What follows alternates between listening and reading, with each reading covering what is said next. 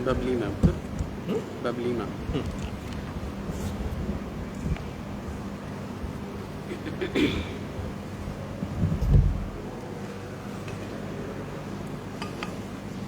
Ni mobile tak atau wifi? Mobile. Ni kah? Tak apa.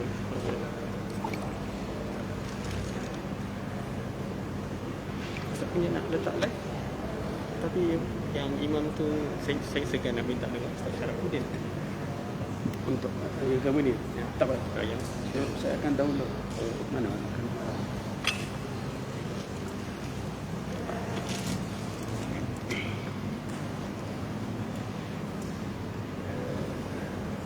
oh ya. Tak apa, nanti kita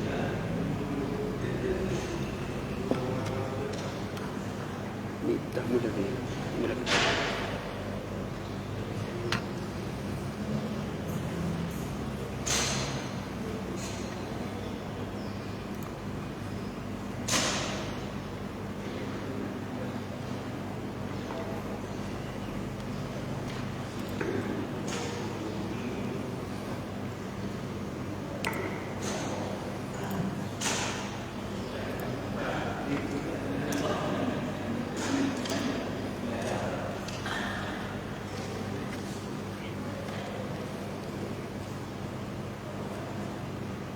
بسم الله الرحمن الرحيم الحمد لله رب العالمين والصلاة والتسليم على نبينا محمد وعلى آله وصحابته أجمعين سبحانك لا علم لنا إلا ما علمتنا إنك أنت العليم الحكيم وبك اللهم نستعين اللهم افتح بخير واختم بخير واجعل عواقب أمورنا إلى خير يا رب العالمين. Bersyukur kita kepada Allah Subhanahu Wa Taala kerana memberi peluang untuk menyambung kitab di sini yang bernama Al-Arba'un Al-Malaliyah, dan saya nak berterima kasih kepada yang dihormati Al-Ustaz Al-Fadhil Dr. Syarafuddin bin Osman, dan berterima kasih kepada semua EJK hadirin dan hadirat, dan saudara kita yang mulia Ustaz Lutfi, jazakallahu khairan. InsyaAllah kita akan sambung daripada bab yang kelima. بالسند المتصل قال الباب الخامس في آداب التعامل مع النبي صلى الله عليه وسلم وأهل بيته. وبالسند المتصل إلى سيدنا أبي هريرة رضي الله عنه أن النبي صلى الله عليه وسلم قال كل أمتي يدخل الجنة يوم القيامة إلا من أبى. قالوا ومن يأبى يا رسول الله؟ قال من أطاعني دخل الجنة ومن عصاني فقد أبى. حديث صحيح رواه أحمد في مسنده. أعوذ بالله من الشيطان الرجيم. بسم الله الرحمن الرحيم. Bab kelima, adab dengan Nabi Muhammad sallallahu alaihi wasallam dan Ahlul Bait. Abu Hurairah radhiyallahu anhu beliau berkata, Rasulullah sallallahu alaihi wasallam bersabda, semua umatku akan masuk ke dalam syurga pada hari kiamat kecuali mereka yang enggan. Para sahabat lantas bertanya, siapakah mereka yang enggan itu wahai Rasulullah? Bagi dia menjawab, sesiapa yang taat kepadaku akan masuk ke dalam syurga, manakala sesiapa yang ingkar terhadapku maka dia telah enggan. Hadis sahih riwayat Ahmad. Okey, daripada bulan lepas kita dah belajar macam mana kita nak membersihkan niat kita daripada mula-mula, dan kita akan menunjuk niat kita terhadap Allah Subhanahu Wa Taala bukan kerana culture atau kerana adat atau apa benda yang lain. Apabila dah tahu macam mana direction niat kita, kita diperlukan untuk tahu nak bagi akhlak yang baik atau adab yang baik kepada siapa. Kita kata orang yang pertama ialah Allah Subhanahu Wa Taala, dan kita dah belajar atau dah tahu macam mana kita beradab semasa Allah Subhanahu Wa Taala. Sekarang kita akan sambung siapa yang kemudian. Di sini dia kata An-Nabi sallallahu alaihi dan ahli al-bait. So maknanya sebelum semua orang manusia sebelum ahli keluarga kita, sebelum ahli masyarakat kita, kita kena fokus di atas macam mana kita nak beradab atau berakhlak yang baik dengan Rasulullah. Ada satu orang dia akan tanya, tapi Rasulullah tak ada, macam mana kita nak bermuamalah dengan Rasulullah? Jawapan dia, Rasulullah tak ada, tapi sunnah Rasulullah dia ada. So nanti apa-apa benda yang dia akan lawan tak bersama dengan sunnah Rasulullah, kita akan tinggalkan dia, dan kita akan sambung dan stick di atas sunnah Rasulullah. Itu yang paling penting. Kalau kita menghormati, kita ikut sunnah Rasulullah, itu satu adab yang sangat besar kepada Rasulullah.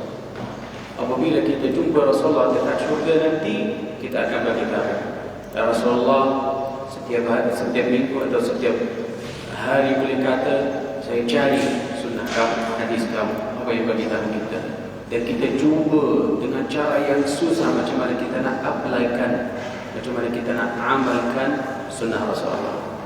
Rasulullah SAW bersabda, "Ya'ti zamanan 'ala ummati al-qabidu fihi kal-qabid 'ala al-jamrah." Yang bermaksud ada satu zaman yang akan datang kepada umat saya, kalau satu orang dia nak pegang sunnah Rasulullah, dia nak jaga sunnah Rasulullah, macam dia pegang satu arah api. Sebenarnya susah sebenarnya. Semua benda di dalam hidup kita dia macam tak sama dengan sunnah Rasulullah. Macam mana kita nak mensesuaikan? Kadang-kadang tak boleh nak mensesuaikan. Kita terpaksa untuk tinggalkan salah satu.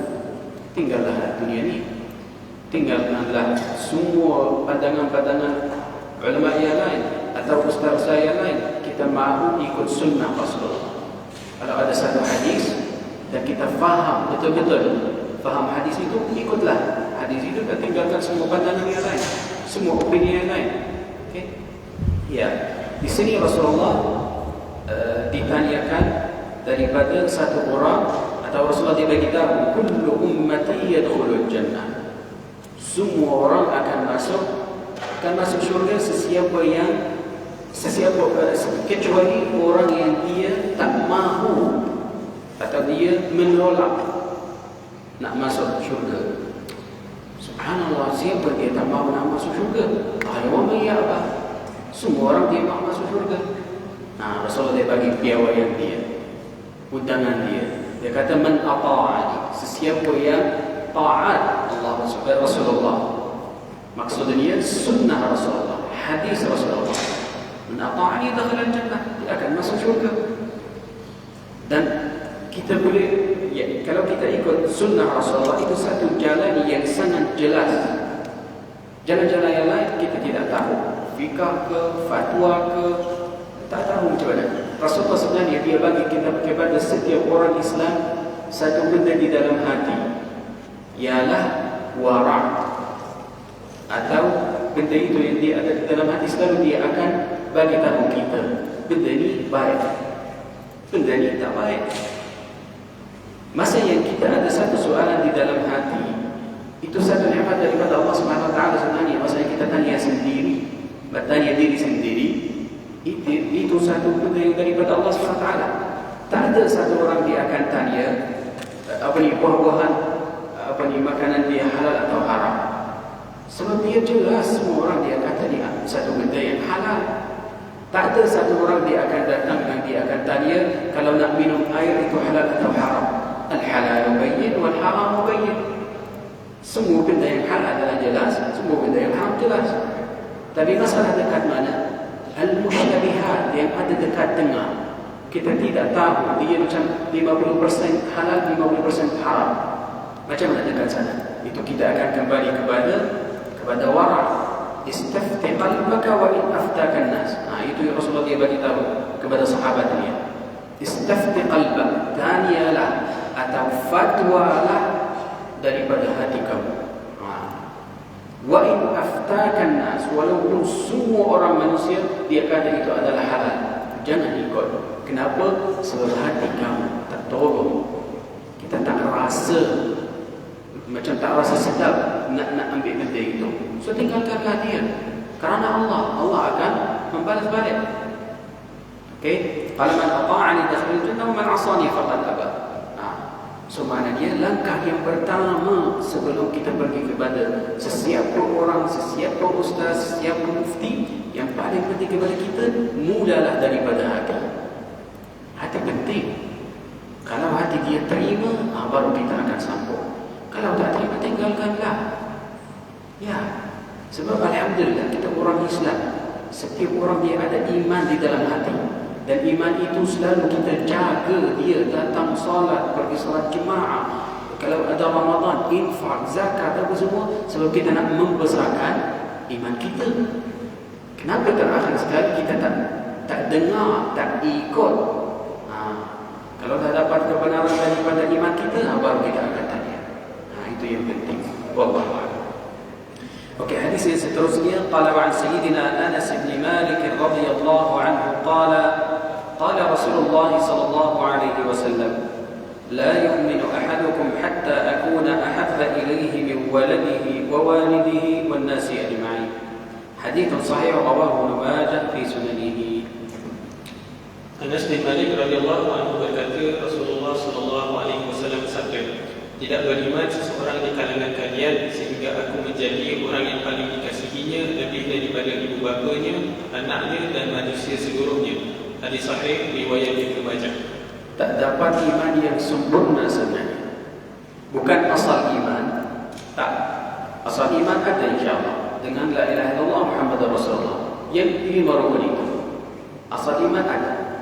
Tapi dia tak dapat iman yang sempurna kalau dia tak suka mencintai Rasulullah lebih pada diri sendiri, lebih pada semua ahli keluarga.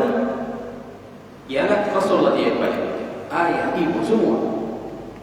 Masa yang Sayyidina Umar dia dengar hadis ini daripada Rasulullah, dia datang. Sebab ni tahu akal dia selalu dia ada macam mizan, macam timpak. Dia datang, dia kata, ya Rasulullah, saya mencintai kamu lebih pada semua orang manusia, lebih pada semua ahli keluarga saya, lebih pada semua harta saya, kecuali diri sendiri. Illa min nafsi.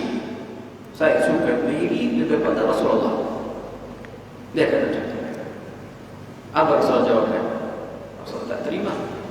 Dia kata, la ya Umar, kata tidaklah, hatta min nafsik, kena mencintai saya lebih pada diri sendiri. Sudah Umar dia diam je. Balik rumah satu malam dia fikir, macam mana, kenapa atau macam mana nak mencintai Rasulullah pada diri sendiri. Dia fikir, oh betul lah, kalau Rasulullah tak ada, Rasulullah Sayyidina Umar masih sesat. Kalau Rasulullah tak ada, dia akan masuk neraka nanti.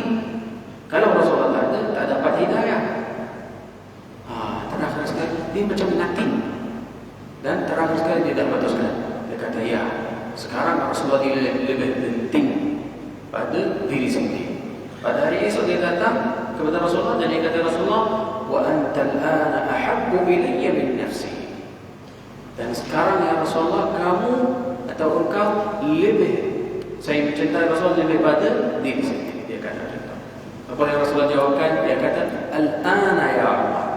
Sekarang baru sampai, baru dapat iman yang sempurna. Ya, so kena. Walaupun ya susah, saya nak bagi tahu kepada semua, susah kepada kita nak ikut sunnah Rasulullah di dalam zaman ini. So ada banyak pandangan, ada banyak opinion, banyak fatwa. Apa yang kamu mahu mereka akan bagi. Tahu tak? Okey, kalau nak bagi satu contoh tentang peng-peng itu, mereka akan minta daripada satu ustaz datang sebagai syariah apply. Yang saya ada jumpa satu ustaz yang dia tinggalkan bangsa itu. Saya tanya, kenapa tinggal? Dia kata, ustaz, mereka bagi dekat kita satu produk. Dia kata produk kita prosedur dia 1, 2, 3, 4. Okey, halalkan dia. Kata macam tu. Dia kata, saya pergi buka buku-buku ulama kita, macam, for example, ada macam Imam Al-Bukhari, Imam Abu Hanifah, Imam Malik, Imam Syafi'i dan Imam Ahmad bin Hanbal, 4 mazhab di sini. Kalau 3 mazhab dia benarkan dan ada 1 mazhab sahaja yang dia tak benar, dia akan ambil sendiri dan tinggalkan al-jumhur, yang majoriti. Selalu dia ambil mana? Yang minoriti sahaja, yang minimum. Kadang-kadang kalau semua mazhab tak terima, dia nak cari satu pandangan ulama Islam yang dia terima cara itu, dan dia akan ambil qaulun dhaif. Mana satu pandangan yang dhaif, dia ambilkan dia. Walaupun kita ada satu kaedah di dalam agama kita yang dia berkata, man tatabba'a rukhsata kulli 'alimin faqad tajamma'a asy-syar'u 'indahu. Sesiapa yang dia nak ambil rukhsah ulama kita, terakhir sekali dia akan kumpul semua keburukan dekat dia. Sebab kalau kita mahu, kalau maksud kita atau tujuan kita nak ikut setiap rukhsah, terakhir sekali agama tak ada. Contohnya, ni al-Imam Syekhul Islam Ibn Taymiyah, dia kata kalau mahu safar, kalau nak musafir, boleh qasar dan jamak dekat rumah. Sebelum keluar rumah, sebelum keluar bandar, boleh solat qasar dan jamak dekat rumah. Ni satu rukhsah. Okey, sambung. Kalau kita nak ambil ini pandangan Syekhul Islam Ibn Taymiyah, ambillah pandangan Imam Malik. Awak dia kata, kalau kita musafir nak datang daripada Kuala Lumpur ke Kuantan, kita duduk dekat Kuantan. Kalau on the way dan macam dah lepas waktu asar, waktu asar dah masuk masa yang kita dekat safar. Kalau dah sampai rumah, boleh solat 2 rakaat. Walaupun dah balik ke rumah, dia kata boleh. Kenapa? Sebab dah azan dekat jalan, dekat bawah bandar. Okey, ni lagi satu rukhsah. Okey, banyak rukhsah. Saudara nak ambil rukhsah daripada mazhab ini, rukhsah daripada ini, sekarang agama tak ada, hilang. Itu kenapa kita suruh semua orang mesti kena ikut satu mazhab. Jangan main-main, jangan tukar-tukar. Yang itu dia. Okey? Ini contoh sahaja. Sesusah kepada kita kalau nak ikut satu hadis yang jelas. Kalau Rasulullah dia bagi tahu benda itu, bacalah terjemahan dia, jelas, tak payah. Tak perlukan untuk tanya satu alim. Tak perlu untuk sebab kita jelas. Kita tak faham. Itu dia. Istafti qalbak. Tanyalah hati kamu itu. Kalau hati rasa macam sedap, rasa okey, sambung. Kalau tidak, ikut saja. Wallahu a'lam. Okey, hadis yang seterusnya. Qala an sayyidina Abi Hurairah radhiyallahu anhu anna Rasulullah sallallahu alaihi wasallam qala yawm Khaybar, لأعطين هذه الراية رجلا يحب الله ورسوله يفتح الله على يديه. قال عمر بن الخطاب ما أحببت الإمارة إلا يومئذ. قال فتساورت لها رجاء أن أدعى لها. قال فدعا رسول الله صلى الله عليه وسلم علي بن أبي طالب فأعطاه إياها وقال امشي ولا تلتفت حتى يفتح الله عليك. قال فسار علي شيئا ثم وقف ولم يلتفت فصرخ يا رسول الله على ماذا أقاتل الناس؟ قال قاتلهم حتى يشهدوا أن لا إله إلا الله وأن محمدا رسول الله فإذا فعلوا ذلك فقد منعوا منك دماءهم وأموالهم إلا بحقها وحسابهم على الله. حديث صحيح رواه مسلم في صحيحه. Abu Hurairah radhiyallahu anhu berkata, Rasulullah sallallahu alaihi wasallam bersabda pada hari perang Khaybar, sesungguhnya bendera ini akan diberikan kepada seorang lelaki yang mencintai Allah dan Rasulnya, dan Allah akan memberi kemenangan melalui tangannya. Umar Al-Khattab radhiyallahu anhu berkata, aku tidak pernah menyukai jawatan kepimpinan melainkan pada hari itu. Aku mengikuti baginda dengan harapan akan diberikan bendera tersebut. Namun baginda memanggil Ali bin Abi Thalib radhiyallahu anhu dan memberikan bendera tersebut kepadanya, lalu bersabda, janganlah ke depan dan janganlah engkau berpaling ke belakang supaya Allah memberikan kemenangan kepadamu. Maka berjalanlah Ali bin Abi Thalib radhiyallahu anhu ke hadapan. Tiba-tiba beliau berhenti dan tanpa berpaling ke belakang, beliau bertanya dengan suara yang kuat, "Wahai Rasulullah, atas sebab apakah aku memerangi manusia?" Baginda bersabda, "Perangilah mereka sehingga mereka bersaksi bahawa tiada Tuhan yang berhak disembah melainkan Allah dan bahawa Muhammad itu pesuruh Allah. Sekiranya mereka bersaksi yang demikian, maka haramlah darah dan harta mereka ke atas kalian melainkan dengan perkara yang benar, dan perhitungan ke atas diri mereka hanyalah di sisi Allah Subhanahu Wa Taala." Hadis sahih riwayat Muslim. Okey, hadis yang di sini tengok kepada Sayyidina Ali bin Abi Thalib. Dia dengar daripada Rasulullah satu perkataan, dia terus membuatkan dia. Rasulullah dia suruh dia imshi, jalanlah.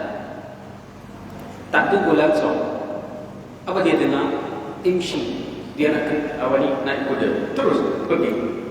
Apabila dia pergi ke depan, bukan Sayyidina Ali bin Abi Thalib satu pun terada belakang dia.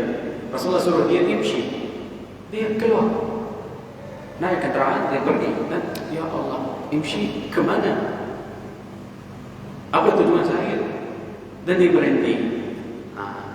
Satu. Dan Rasulullah dia bagi tahu dia, imshi wala taltafit, jangan berpaling. So masa dia ingat, dia baru sedar nak pergi ke mana, tujuan apa, dan dia Rasulullah dia dekat belakang dan muka dia ke depan, dan dia berhenti dan dia tanya tanpa berpaling. Kalau tanpa berpaling, so mungkin suara dia tak sampai ke belakang sebab muka dia ke depan. So macam mana sekarang? Dia hilang suara dia menjerit. Qala fasaraha, dia menjerit. Dia kata, "Ya Rasulullah, alama uqatilun nas?" Apa nak pergi? Apa tujuan saya? Itu dia. Rasulullah dia ajar dia, hatta yashhadu an la ilaha illallah wa anna Muhammadar Rasulullah. Okey, kalau kita nak tengok kepada keadaan itu, satu orang yang dia bercakap dengan baginda Rasulullah tanpa tengok pada dia, itu baik atau tidak? Itu apa atau tidak? Tak ada. Buruk sebenarnya. Kita kalau dekat hidup kita, kalau ni Lutfi dia bercakap dengan saya dan muka dia ke sana, mana saya akan dengar kepada dia? Tak eloklah. Satu.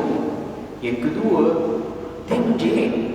Walaupun Allah Subhanahu Wa Taala dia suruh kita ghuddu aswatakum 'inda Rasulillah, kurangkanlah suara, tapi dia menjerit. Macam tu. So dua-dua tu macam tak elok kalau kita nak tengok. Tapi Sayyidina Ali dia faqih, dia ada fiqh. Dia tahu satu kaedah di dalam agama, ialah at-ta'atu muqaddamatun 'ala al-adab. Ta'at Rasulullah kena mendahulukan dia lebih pada adab. Kalau adab dia lawan, kalau adab dia lawan pada sunnah Rasulullah atau ta'at Rasulullah, tinggalkanlah adab. Okey, contohnya, kalau di dalam solat kita baca selawat dekat tasyahud akhir, kita akan sebut Allahumma salli ala Muhammad. Itu siapa? Kawan kamu ke? Panggil dia dengan nama sahaja. Mana Sayyiduna? Mana Nabiyuna? Mana Habibuna? Mana Syafi'una? Tapi di sini Rasulullah ajak kita macam tu, Allahumma salli ala Muhammad. So maknanya kita akan ikut wa ala ali Muhammad. So kalau kita nak tambah perkataan Sayyidina dekat sana, ada siapa orang yang akan benarkan? Tak ada. Maka kita tak benar. Dia kata Rasulullah ajak kita macam tu, kena ikut. Kalau luar pada solat, boleh Sayyidina wa Nabiyina wa Habibuna wa Syafi'una, tak ada masalah. Boleh kata itu lebih baik kalau sebutkan macam tu. Tapi kalau kita langsung ikut sunnah Rasulullah, itu contohnya. Sebenarnya kalau satu adab dia lawan pada akhlak, mendahulukan ta'at. Kalau ta'at dia lawan pada akhlak atau adab, mendahulukan ta'at kepada Rasul. Itu yang paling penting. Dan tahu, terakhir sekali mungkin kita dia macam dinampakkan dia tak elok. Kadang-kadang dia nampak macam, ya Allah, susah kepada hati saya nak sebutkan tanpa Sayyidina atau apa-apa benda yang lain. Tapi terakhir sekali kita akan dapat yakin di dalam hati. Apa contohnya? Contohnya Sayyidina Ali sama juga. Apabila dia menghormati yang betul dengan cara yang betul kepada Rasulullah, Allah bagi dia yakin di dalam hati dia, di dalam hati Sayyidina Ali. Bila yakin itu keluar lepas 40 tahun pada wafat Rasulullah. Rasulullah dia wafat atau 30 tahun. Rasulullah dia wafat pada 12 Hijrah. Sayyidina Ali dia jadi khalifah pada 35. Okey, 25 tahun dekat atau 28 tahun. Dia jadi khalifah. Hari itu masa yang Rasulullah di dalam hidup, Rasulullah dia bagi nama dekat Sayyidina Ali. Okey. Tuqatilul fi'atal baghi, kamu akan berperang dengan satu kaum yang sesat, al-baghiyah. Dan kamu adalah atas hak. Sayyidina Ali di atas hak dan orang yang lain atau tentera yang depan kamu adalah batil. Dan dia kata, ya Rasulullah, ada satu alamat, boleh bagi saya satu alamat? Dia kata, di dalam atau di antara orang yang mati daripada tentera yang depan kamu, ada satu orang yang dekat dada dia, ada satu daging, satu bahagian daging yang bulat, yang dia bergerak-gerak.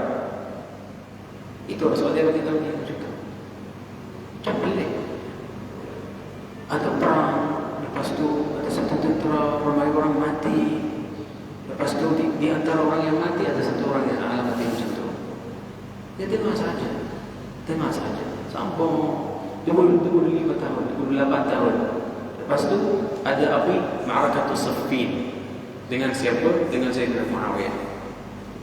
Lepas habis perang itu, Sayyidina Ali dia ingatkan, hadis itu dah berlaku hari ini.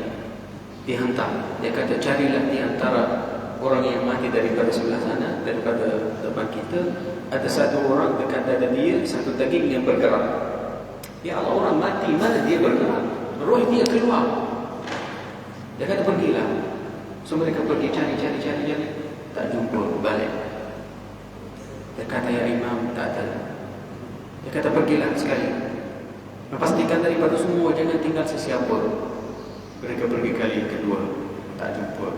Suruh kali yang ketiga, balik, tak jumpa. Dia kata, wallahi la kadabtu wa la kudzibtu. Saya tak tipu dan sesiapa yang memberitahu dekat saya tak tipu, ialah Rasulullah. Dan dia keluar dan dia cari dengan sendiri dengan dia keluar dan cari satu orang yang mati. Terakhir sekali dia jumpa satu orang yang dekat dada dia, ada satu daging yang bergerak. Dia kata, asyhadu an la ilaha illallah wa asyhadu anna Muhammadar Rasulullah. Dan dia kata, alhamdulillah, saya atas hak, orang yang lain di atas batil. Itu dia. So terakhir sekali kalau kita menghormati sunnah Rasulullah, kita akan ada yakin di dalam hati kita. Tengoklah kepada ustaz-ustaz atau kepada ulama kita atau mufti-mufti kita. Mereka macam yakin, mereka kuat. Apabila kita duduk dekat kuliah mereka akan memberi yakin kepada kita. Sebab apa? Kerana apa? Sebab mereka menghormati sunnah Rasul. Kalau jumpa satu hadis, dia akan fokus macam mana? Ya. Kalau nak bagi lagi satu contoh, Sayyidina Al-Imam Malik, Syekh pada Al-Imam Syafi'i, Al-Imam Malik. Dia kata, kalau dia nak bagi hadis, dia nak ajar hadis, dia akan kata, haddathana maksudnya bagi hadis itu, yani ijazah bersanad. Dia kata haddathana, dan dia akan berhenti. Dan dia akan belum. Okey. Dan lepas dia akan ulang sekali lagi, haddathana, dan dia akan berhenti. Dan dia akan kata haddathana, dan dia berhenti. Susah dia nak keluarkan satu hadis. Kenapa? Kalau hadis itu keluar daripada mulut, kena amalkan dia dulu. Kalau dia bagi tahu orang yang lain, itu hujah di atas kamu. Semua orang yang ada depan dia, mereka kata siapa yang ajar kita? Orang ini. Tapi dia tak ikut. Itu kesusahan kepada mereka. Ya. So, kita akan tahu. Cuma kalau kita menghormati sunnah Rasulullah, itu ada berkat, ada manfaat, ada yakin. Tapi kalau kita menghormati dengar sahaja, itu masalah. Wallahu a'lam. Okey, tapi di sini saya ambil hadis-hadis dia melalui Syekh Abdullah bin Abdul Rahman Al-Makki Al-Qarahi. Dia duduk dekat Tentang, Kedah. Syekh ini dia sangat mulia. Apabila saya call dia, bila-bila, saya call dia jawab.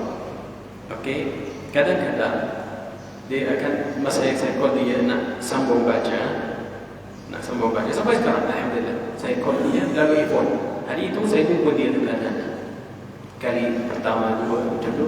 Tapi saya masih nak baca beberapa buku kepada beliau, dan dia akan kata, sebenarnya lepas 5 minit ada kelas. Boleh selepas kelas? Lepas habis kelas saya baca, saya call dia, dia jawab. Ataupun kadang-kadang saya call dia dalam kereta, dia akan bagi tahu, saya dalam kereta, mungkin line akan terputus. Kalau putus, call balik. Tengok macam tu. Walaupun dalam kereta dia dengar. Dan masa saya baca macam 5 minit, 10 minit, saya nak pastikan Syekh dia sama dengan saya, atau mungkin dia tidur, atau dia sibuk apa semua. Syekh nak saya sambung, dia kata sambung. Dia tahu apa yang dia baca. Selalu. Dan selalu dia bagi masa, walaupun dia tua, dia dekat pada macam 70 lebih, 70 lebih, tapi dia boleh tahan dan dengar. Selalu dia bagi. Hari itu Syekh dia belajar dekat Makkah, masa dia budak kecil. Tak tahu macam mana, mungkin ayah dia bawa dekat sana, atau dia lahir dekat sana, dan dia jumpa ulama yang besar dekat Mekah, sebagai Syekh Ali bin Abbas Al-Maliki, atau pada Syekh Muhammad Alwi Al-Maliki yang hari itu dia datang dekat Johor. Atau dia, macam mana atau dia? Sebab dia lahir dekat Mekah, Syekh ini, Syekh Abdullah. Dia lahir dekat sana. So, dia jumpa ulama yang kuat. Dan lagi satu kelebihan dia cari ilmu masih dia budak kecil. Dia cari ilmu awal. So, boleh jumpa ulama yang kuat. Macam tu. Jazakallah khair. Hadis yang bab yang seterusnya. Ada apa-apa soalan sebelum kita sambung? Bab yang seterusnya, al-bab as-sadis في آداب التعامل مع الوالدين وإن كانا غير صالحين. وبالسند المتصل إلى سيدنا أبي الدرداء رضي الله عنه قال: سمعت رسول الله صلى الله عليه وسلم يقول: الوالد أوسط أبواب الجنة فأضع ذلك الباب أو احفظه. حديث صحيح رواه ابن ماجه في سننه. Bab ke-6, adab berurusan dengan kedua ibu bapa walaupun mereka bukanlah orang yang soleh. Abu Darda radhiyallahu anhu beliau berkata, aku mendengar Rasulullah sallallahu alaihi wasallam bersabda, ayah itu adalah penyebab masuk pintu syurga. Terserahlah kepada engkau untuk mensia-siakan pintu itu atau memeliharanya. Hadis sahih riwayat Ibnu Majah. So kalau kita dah bagi muamalat yang baik, akhlak yang baik, adab yang baik kepada Allah SWT, kepada Rasulullah, terakhir sekali kita akan datang kepada orang manusia. Tidak ada di antara orang manusia yang lebih penting pada ibu bapa. Itu yang paling penting. So kalau kita sangat baik dengan semua ahli masyarakat atau semua ahli kerja mana-mana, tapi kita buruk, tak baik dengan ibu bapa, tidak ada faedah sebenarnya. Tidak. So maknanya kita fokus atas ibu bapa. Macam mana kita nak bagi balik hak mereka. Dan hari itu ada satu orang dia datang kepada Rasulullah dan dia tanya, ya Rasulullah, ma haqqul walidi ala waladihi? Macam mana hak ayah saya di atas saya? Macam mana? Dia kata, kalau ada jumpa ayah kamu, dia macam orang hamba, dia bukan merdeka, dia hamba, dan kamu beli dia dan merdekakan dia, tak boleh bagi balik hak ayah. Itu maksudnya. Apa maksudnya? Yang masa yang kita budak kecil, kita macam orang humble, macam orang dhaif, tak tahu apa-apa di dalam dunia ini. Ayah dan ibu mereka yang membesarkan budak itu. Ayah ibu yang mereka membesarkan kita. So kalau kita tak bagi pada hak mereka, itu yang sangat buruk. Okey, bacalah surah Wal-Adiyat Dhabha. Kalau kita nak baca ayat yang pertama, Wal-Adiyat Dhabha. Apa ni Al-Adiyat? Kuda-kuda yang berlari.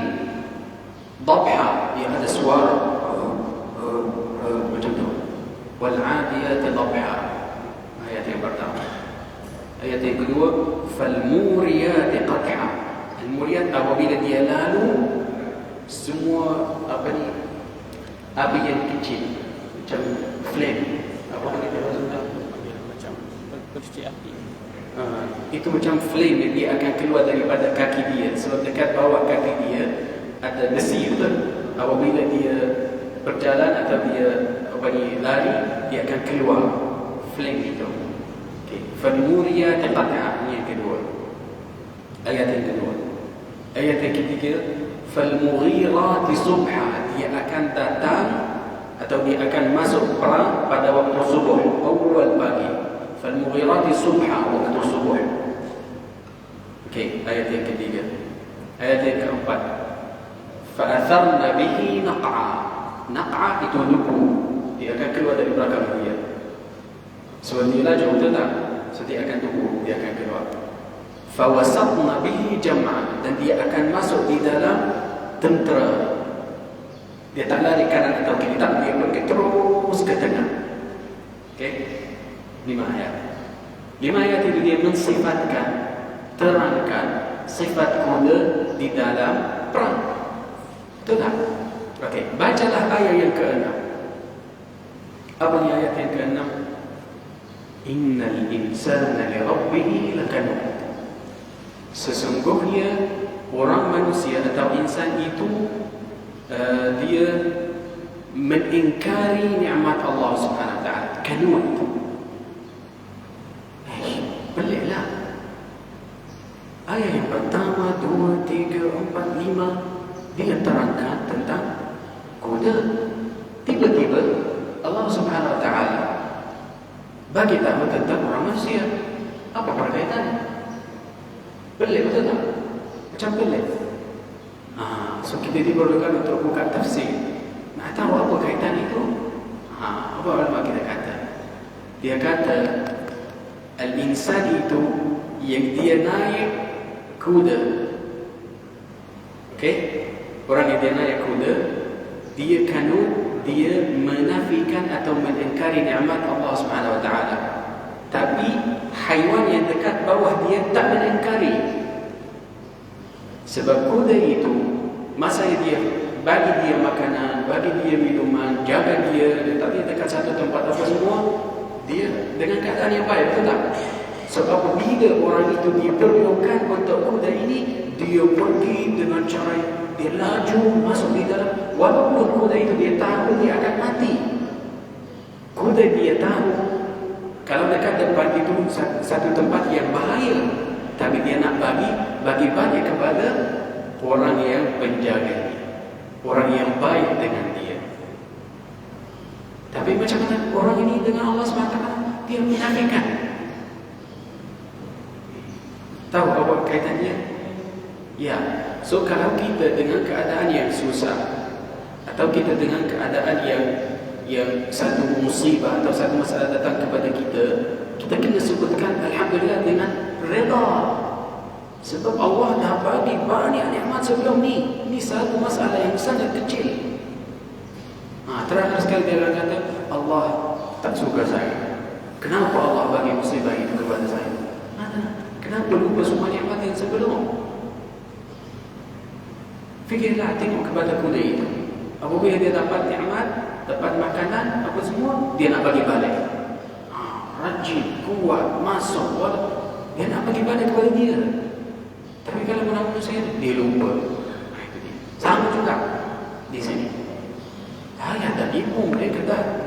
sacrifice, banyak korban terhadap kita sampai kita akan jadi besar.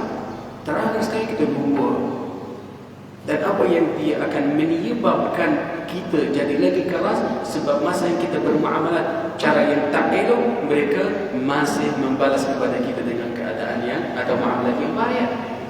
Walaupun kita buruk, mereka masih sabar, masih berharap Allah akan tukar hal kita. Mereka doa kepada kita.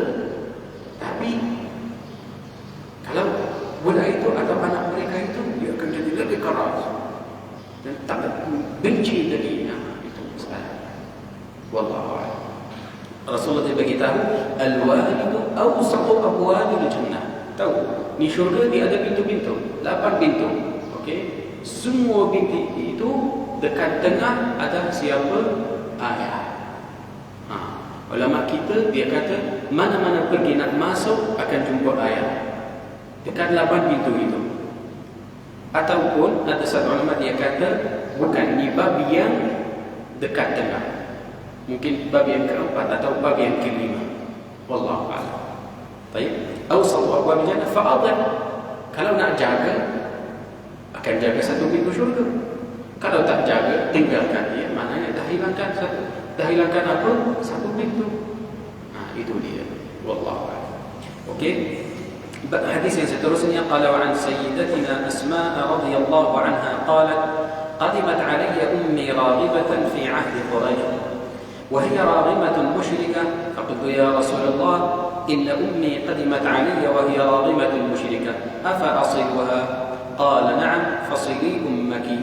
Hadis sahih rawahu Abu Dawud fi sunanihi. Asma binti Abu Bakar radhiyallahu anhu berkata, ibuku telah datang kepadaku menginginkan daripadaku manfaat kebendaan pada waktu sulh Hudaybiyah, sedangkan dia seorang yang menentang Islam dan juga seorang musyrik. Aku bertanya kepada baginda Rasulullah sallallahu alaihi wasallam, ya Rasulullah, sesungguhnya ibuku telah datang kepadaku sedangkan dia seorang musyrik yang membenci Islam. Adakah aku patut berbuat baik untuk menyambung silaturahim dengannya? Baginda menjawab, ya, berbuat baiklah kepada ibumu untuk menyambung silaturahim dengannya. Hadis sahih riwayat Abu Dawud. Kita akan faham daripada hadis ini hak-hak ibu bapa masih bersambung walaupun mereka tak masuk Islam, walaupun mereka orang kafir. Satu, walaupun mereka orang zalim kepada kita masih, walaupun mereka bukan orang yang saleh, dia macam orang yang buruk, yang dia berdosa, masih hak mereka bersambung. Apa dalilnya? Hadis yang di sini, Asma binti Abi Bakar. Okey, dia tanya, ya Rasulullah, macam mana ni ibu dia datang daripada Makkah masa yang kita buat di perjanjian Al-Hudaybiyah, Sulh Al-Hudaybiyah. Dia datang sudah aman, dah diam, apa ni, damaikan di antara orang kafir dan orang Islam. Okay, so dia nak datang. Macam mana sekarang? Rasulullah dia suruh dia fasili ummaki. Buatlah silaturahim kepada dia walaupun dia orang kafir. Okay, di sini kita akan apa ni, macam confuse sikit. Ni Sayyidina Abu Bakar, isteri dia masuk Islam, betul tak? Tak pasti. Okay, sebenarnya masa yang Sayyidatuna Aisyah mereka kata dia berzina, masa yang dekat perang Tabuk. Okey, masa yang dia balik, dia jumpa ibu dia, ialah isteri Sayyidina Abu Bakar, dan ibu dia masuk Islam. So macam mana sekarang? Di sini dia kata dia bukan Islam, dan dekat sana dia masuk Islam. Okey, kita akan kata Sayyidina Abu Bakar dia ada kahwin 4 isteri. Yang pertama nama dia Qutailah binti Abdul Uzza. Ini isteri yang pertama. Qutailah binti Abdul Uzza. Ini isteri yang pertama. Dan dia melahirkan atau dia bersalin 2 anak. Ialah Abdul Ka'bah, anak yang pertama, anak lelaki. Dan lepas Islam, Sayyidina Abu Bakar dia tukar nama dia daripada Abdul Ka'bah kepada Abdullah. Dan anak yang kedua ni Asma binti Abi Bakar. Ni anak yang kedua Asma. daripada isteri yang pertama. Isteri yang pertama ini dia tak masuk Islam. Okey, dia tak masuk Islam. So Sayyidina Abu Bakar dia ceraikan dia dan dia kahwin yang kedua. Yang kedua ni nama dia Ummu Ruman. Ummu Ruman binti Firas. Ummu Ruman binti Firas, dia sama juga. Dia bersalin dua anak kepada Sayyidina Abu Bakar. Anak yang pertama Abdurrahman, anak yang pertama Aisyah, anak yang kedua Abdurrahman. Dia bagi dua anak sama juga. Okey, Aisyah dan Abdurrahman. So mana dia Sayyidatuna Asma dan Sayyidatuna Aisyah, dia ada berada sesuatu tiri. Tiri. Okey, daripada isteri yang lain, tapi ayah sama. Okey, ni isteri yang kedua. Isteri yang ketiga siapa dia? Asma binti Umais. Ni isteri yang ketiga. Sebenarnya Asma binti Umais ini dia ex-wife pada Sayyiduna Ja'far bin Abi Talib, abang Sayyiduna Ali. Apabila Sayyiduna Ja'far dia dah jadi syahid, Sayyidina Abu Bakar dia kahwin dia. Okey, lepas tu masa yang Sayyidina Abu Bakar dia dah wafat, siapa yang kahwin Asma binti Umais? Ali bin Abi Talib. So Asma binti Umais ini ada 3 sahabat yang kahwin dia. Okey, ya.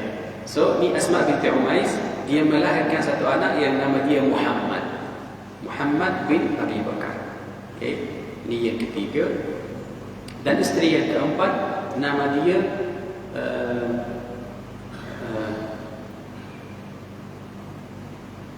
Ummu Habibah binti Kharijah bin Zaid. Ini nama dia. Dan dia kahwin dia sebelum wafat Sayyidina Abu Bakar beberapa bulan. Hari itu dia hamil. Okey, beberapa bulan Sayyidina Abu Bakar dia wafat. Okey, so Sayyidina Abu Bakar dia beritahu dekat Aisyah, ya Aisyah, di dalam perut isteri yang keempat ini dia ada satu anak perempuan.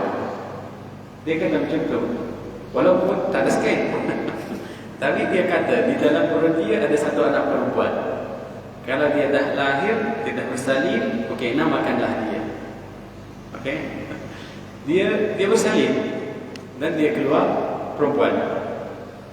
Tu Sayyidatuna Aisyah dia namakan dia dengan nama Ummu Kulthum. Ummu Kulthum. Mengikuti anak Rasulullah, nama dia Ummu Kulthum tu, dia namakan dia Ummu Kulthum. Okey. Apabila Ummu Kulthum dia dah jadi besar dan dia kahwin siapa? Sayyidina Talha ibn Ubaidillah. Okey. Dia kahwin Sayyidina Talha, dia melahirkan satu anak. Okey. Anak perempuan, dia namakan dia apa? Aisyah. Sebab dia namakan tetap. Dia namakan dia Aisyah. Sebab dia nak bagi nama yang sama. Okey. Aisyah ini dia jadi Aisyah binti Talha. Okey. Aisyah binti Talha bin Ubaidillah. Aisyah binti Talha ni Sayyidina Umar Al-Khattab dia kahwin dia. Dia isteri yang terakhir sebelum wafat dia. Isteri yang terakhir Aisyah binti Talha. Ya. Okey, sebenarnya di sini walaupun mungkin dia zalim, tak baik, dia buruk, akhlak dia buruk apa semua, tak boleh. Tak boleh langsung kena bagi dia hak dia. Wallahu a'lam.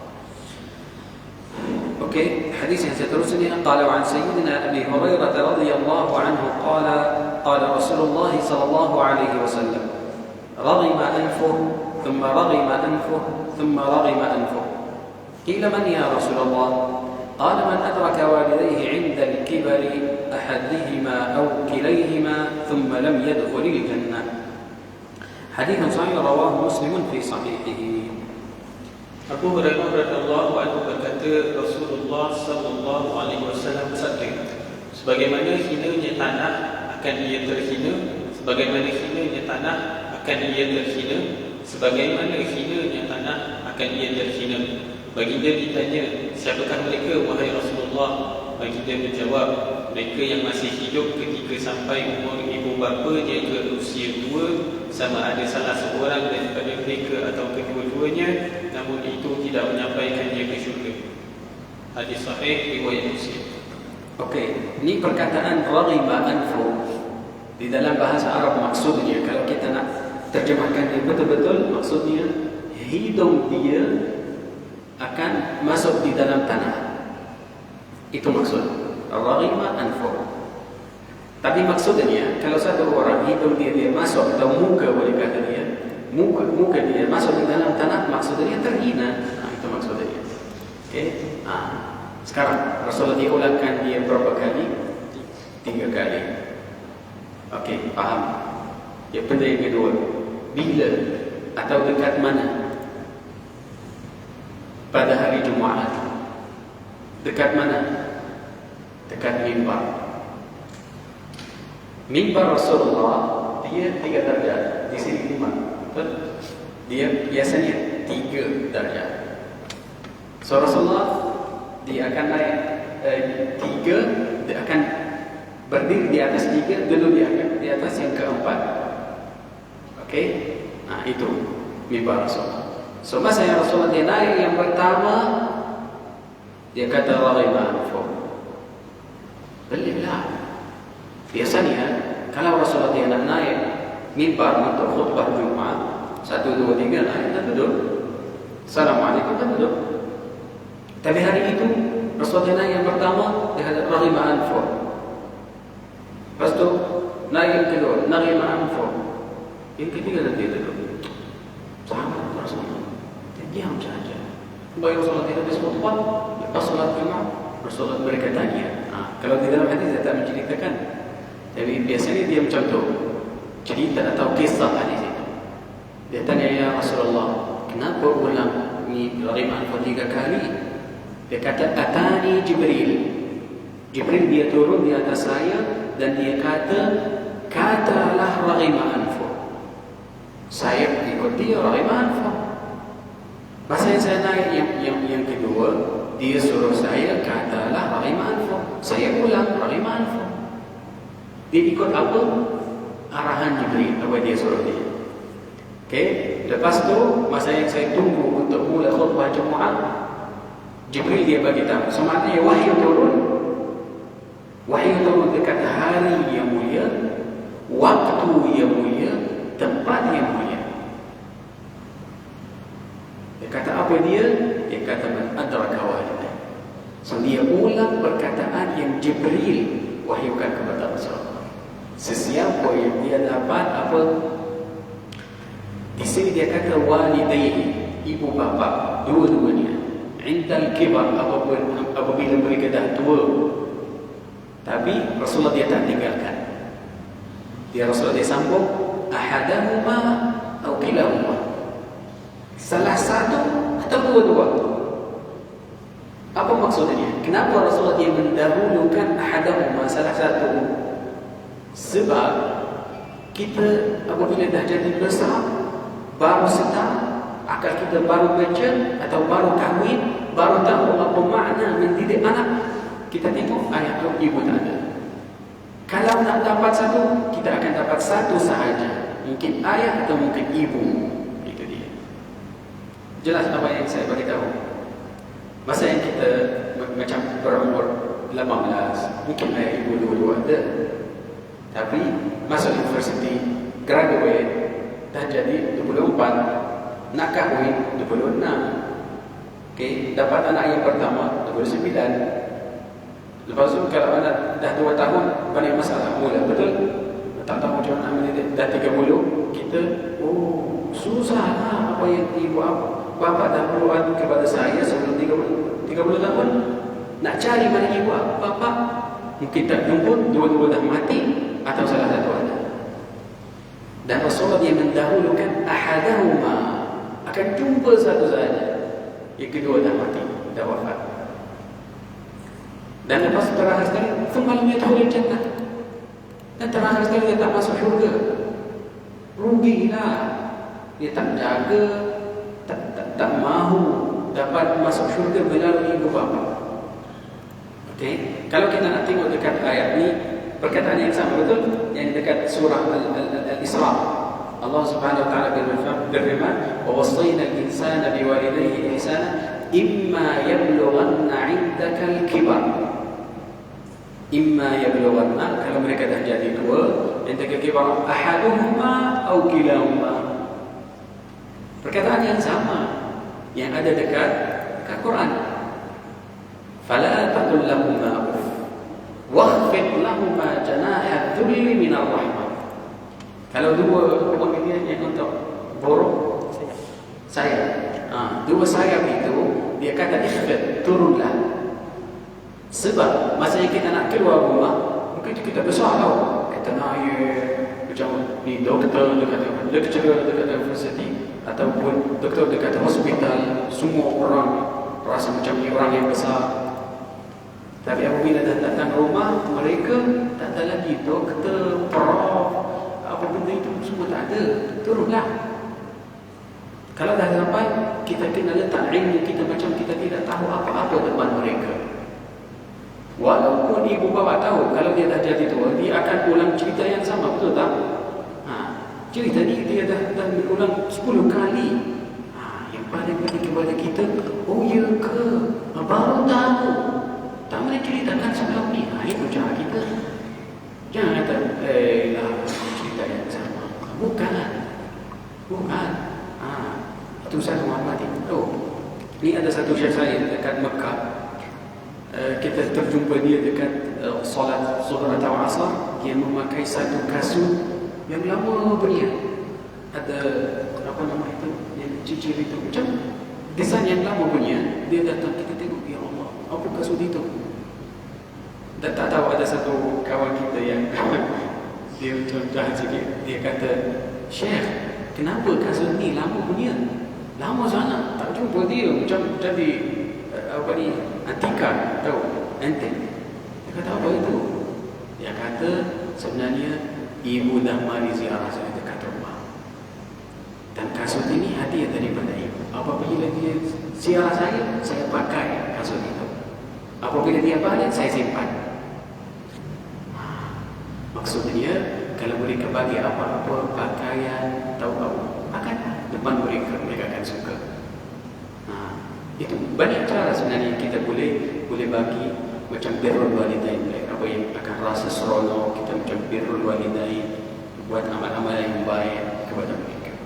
Dan lagi satu, sebelum kita nak berhenti, ini dekat ayat fala taqul lahumā uffin.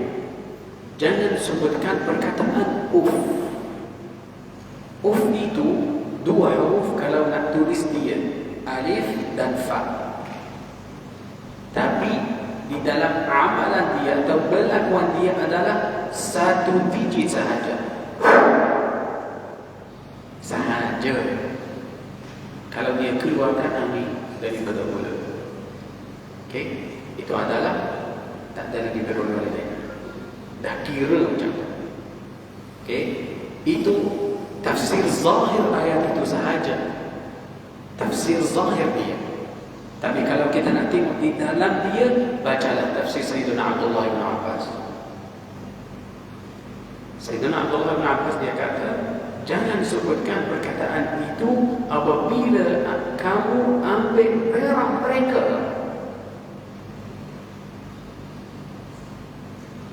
Bukan dengan keadaan yang baik.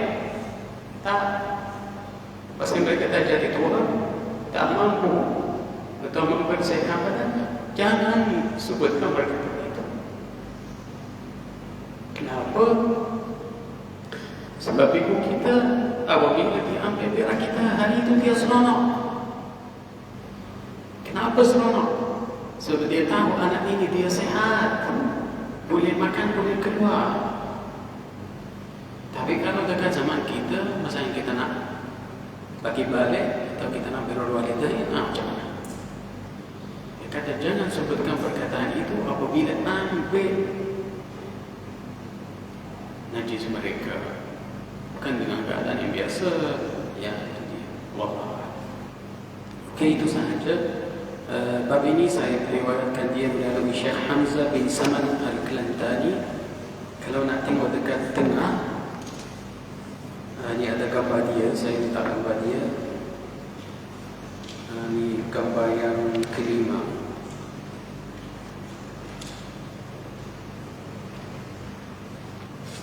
Tapi daripada sebelah kanan. Boleh kata muka surat yang terakhir daripada gambar itu. Yang di sini.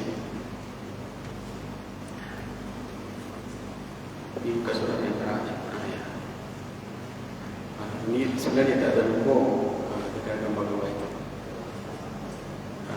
Yang saya pakai satu kopi yang berwarna biru.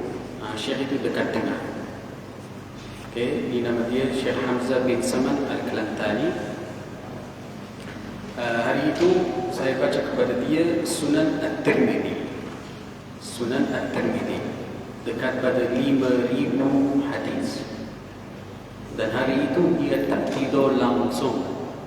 Tak tidur. Dia ikut satu hadis. Dan hari itu masa yang hari yang pertama, 2, 3, hari yang keempat dia mula mengatur Syekh itu.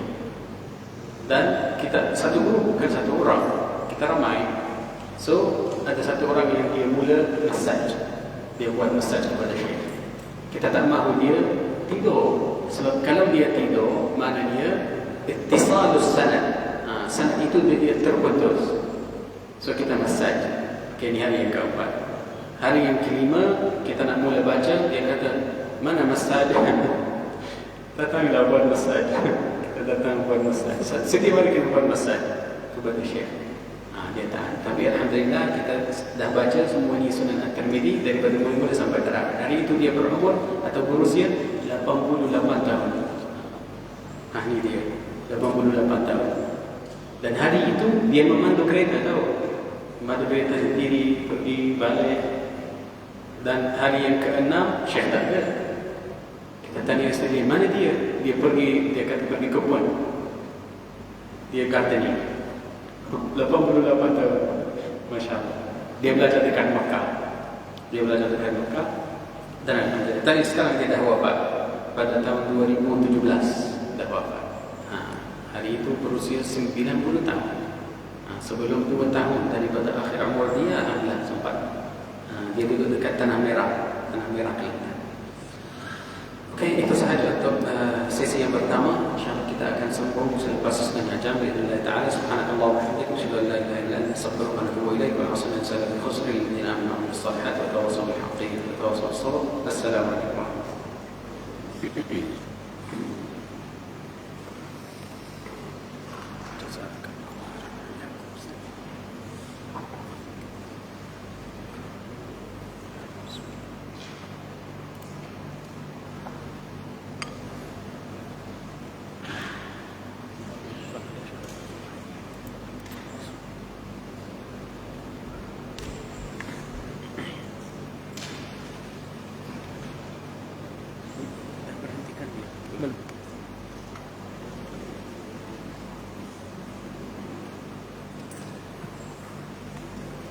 Macam mana?